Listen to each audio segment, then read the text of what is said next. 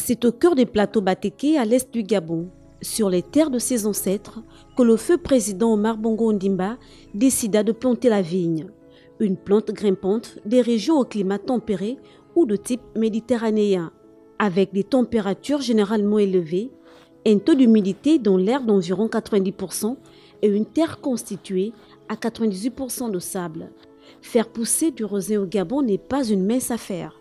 C'est là le défi que s'était lancé Omar Bongo Ondimba. Omar Bongo aimait le vin, je me rappelle le vin rouge.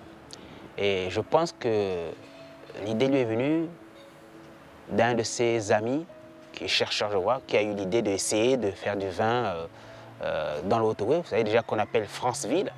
Rien que le nom Franceville, vous savez, le voyage de Brazza a fait que cette ville lui a fait penser à la France.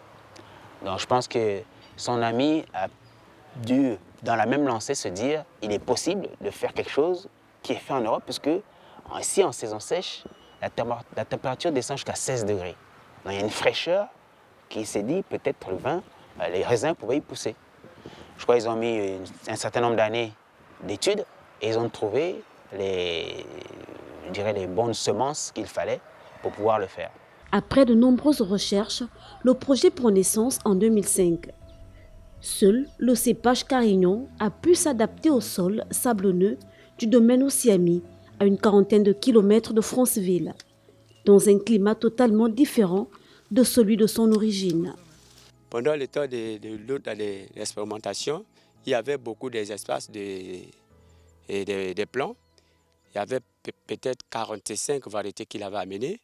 Bon, dans les 45, il n'y a que l'autre là, il n'y a que le Carignan, c'est qui est là, qui a pu y tenir. Il y avait aussi un autre espace là qu'on appelait Syrah. Syrah, bon, ça fait quelques temps, mais ça n'a pas vraiment s'adapté. C'est comme ça qu'on a abandonné. On est évolué avec le Syrah qui est là. Le rendement par hectare est bien entendu 3 à 4 fois inférieur à celui de la France. Et l'absence d'hiver empêche les cèpes de récupérer pendant le froid. Cette période est habituellement nécessaire pour permettre une meilleure croissance à la reprise des chaleurs printanières. Ici, la chaleur quasi constante toute l'année permet de récolter. Alors la production du vin est très compliquée à mettre en place, puisque au niveau du matériel végétal, la vigne, il faut bien comprendre que c'est pas son climat de prédilection. Donc c'est extrêmement difficile de la faire évoluer dans ce milieu-là. Alors après, par certains procédés, on arrive quand même à obtenir des rendements qui sont plutôt faibles, mais avec une qualité, on va dire, organoleptique d'un raisin qui se rapproche, on va dire, au fur et à mesure du temps, des vignobles européens. Après la récolte, les grappes sont amenées au site de transformation. Laboratoire, pressoir et stockage permettront de produire du vin blanc, du vin rosé et du vin rouge.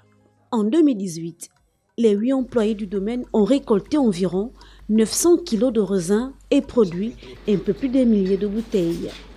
Du rosé uniquement, vendu 21 000 francs CFA l'unité, sous l'appellation Malimas.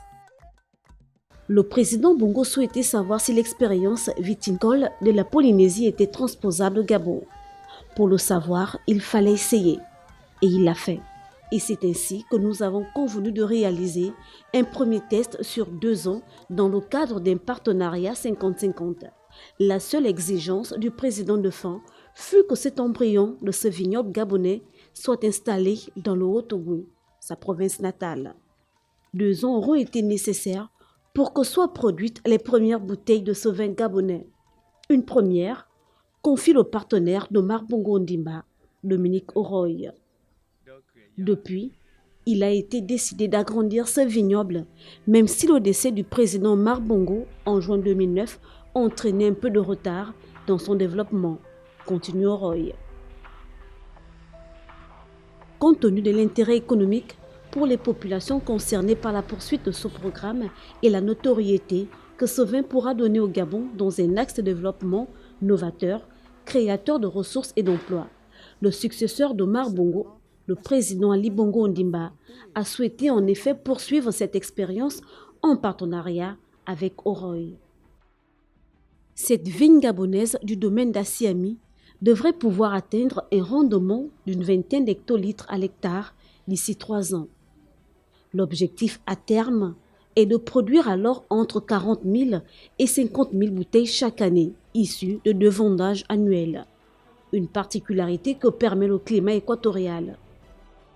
Ce vin, baptisé Malimas, est disponible aujourd'hui en rouge, blanc et rosé.